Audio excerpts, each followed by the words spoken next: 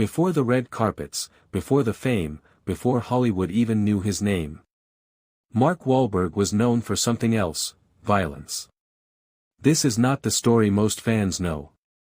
This is the story Hollywood rarely talks about. Mark Robert Wahlberg was born in 1971, in Dorchester, Boston, a neighborhood where survival mattered more than dreams. He was the youngest of 9 children, growing up in a broken household surrounded by crime, drugs, and street gangs. By the age of 13, Mark had already dropped out of school. While other kids were thinking about their future, Mark was fighting for respect on the streets. Boston in the 1980s was brutal, and Mark became part of that brutality. He started abusing drugs and alcohol at a very young age. Cocaine. Pills. Anything that helped him escape reality. His anger grew fast, and so did his reputation. Police records show that Mark was arrested multiple times as a teenager for violent behavior. But the incident that changed everything happened in 1988. One night, fueled by drugs and rage, Mark attacked 2 Vietnamese men in separate assaults. In one case, he used a wooden stick. In another, he punched a man so badly that the victim lost vision in one eye. The city was shocked. The media was silent. But the law was not. Mark Wahlberg was arrested and charged with attempted murder. At just 16 years old, his life was officially over, or so everyone thought.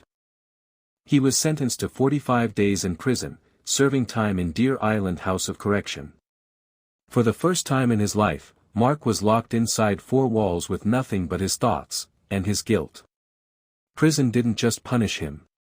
It broke him. In later interviews, Mark admitted that this was the moment he realized something terrifying. If he didn't change, he would die young, or spend his life behind bars. But change doesn't happen overnight. When Mark was released, the anger was still there.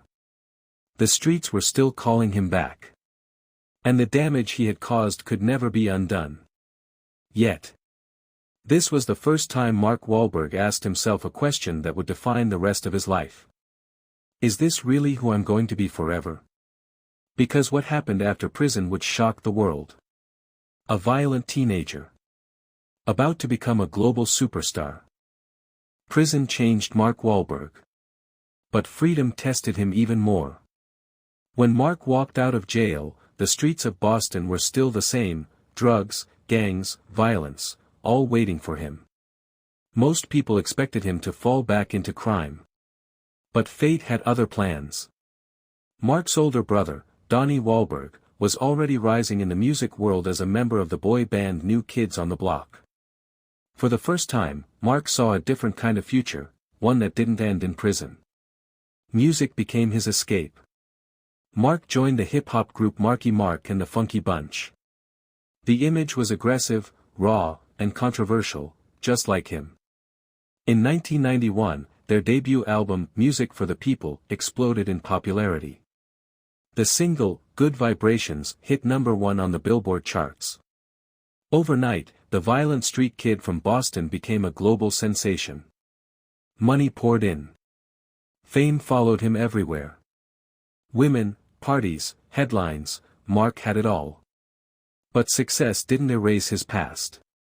While fans cheered, critics reminded the world of his criminal record and racist assaults.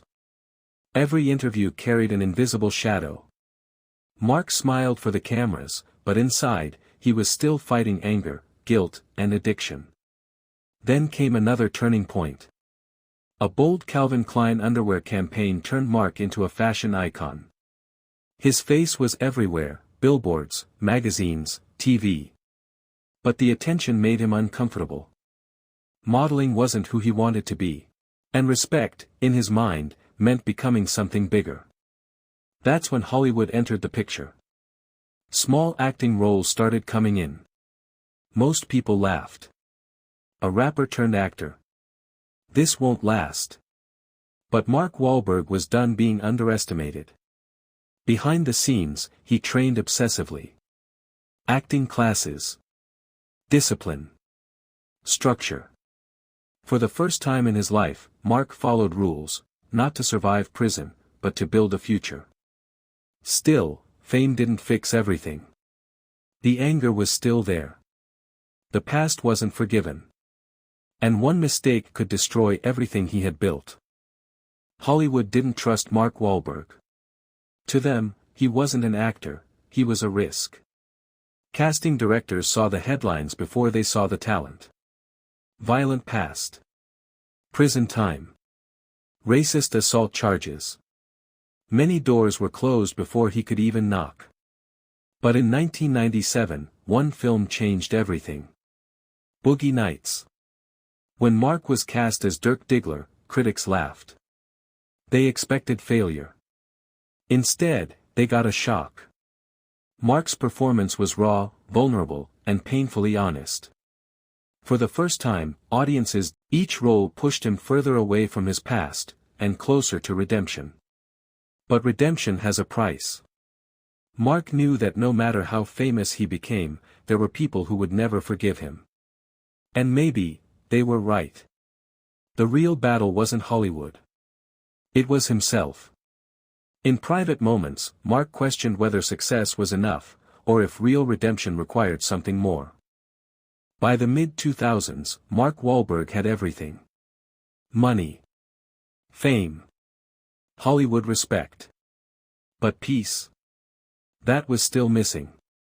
Success didn't erase guilt, it magnified it.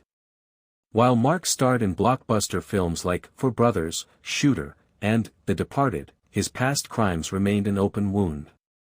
Interviews slowed. Questions changed. People no longer asked how he succeeded. They asked why he deserved to. This time, Mark didn't hide. He chose a harder path. Mark turned toward faith, not as a public image, but as a private discipline. Early mornings began with prayer. His routine became legendary, waking before dawn, strict workouts, no parties, no chaos. Discipline saved him, again. But faith alone wasn't enough. Mark began giving back quietly. Youth programs. Prison outreach. Mentorship for kids who looked just like the boy he once was. No cameras. No press releases. Because redemption, he believed, should be silent. Still, one moment haunted him. In 2014, Mark publicly asked for a pardon for his past crimes. He said he wanted to fully close that chapter, not for fame, but for healing. The reaction was brutal. Victims and activists pushed back. The world reminded him. Forgiveness is not guaranteed. Mark listened. He withdrew the request. No anger. No excuses. That decision changed him more than any movie ever could. He accepted a painful truth. Some mistakes never disappear. You don't erase them, you carry them responsibly. From that point on, Mark stopped chasing validation. He focused on family, becoming a devoted father. He built businesses, produced films, and used his influence to create opportunities for others, especially those with troubled pasts. But life had one more test waiting. Mark Wahlberg never became perfect. And that's the point. By the time he entered his 40s and 50s, Mark was no longer chasing Hollywood's approval. He had already won that fight, and lost something more important along the way. What mattered now was legacy. Not box office numbers. Not awards. Not headlines. Responsibility. Mark became known for something rare in fame, consistency. The same man who once lived in chaos now lived by routine, waking before sunrise, training hard, spending time with his family, working relentlessly, and staying grounded in faith. He didn't speak much about redemption anymore. Because redemption isn't a speech, it's a lifestyle. As a producer, Mark began telling stories about second chances, broken men, and moral consequences. Films like Lone Survivor, Patriots Day, and Father Stu reflected his own internal journey, flawed people trying to do better. Yet criticism never stopped. And Mark never asked it to.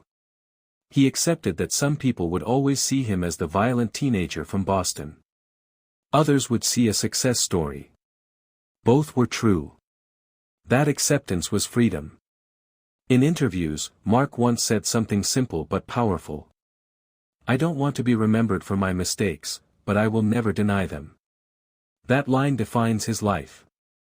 Mark Wahlberg's story is not about erasing sins. It's about owning them without letting them define you forever.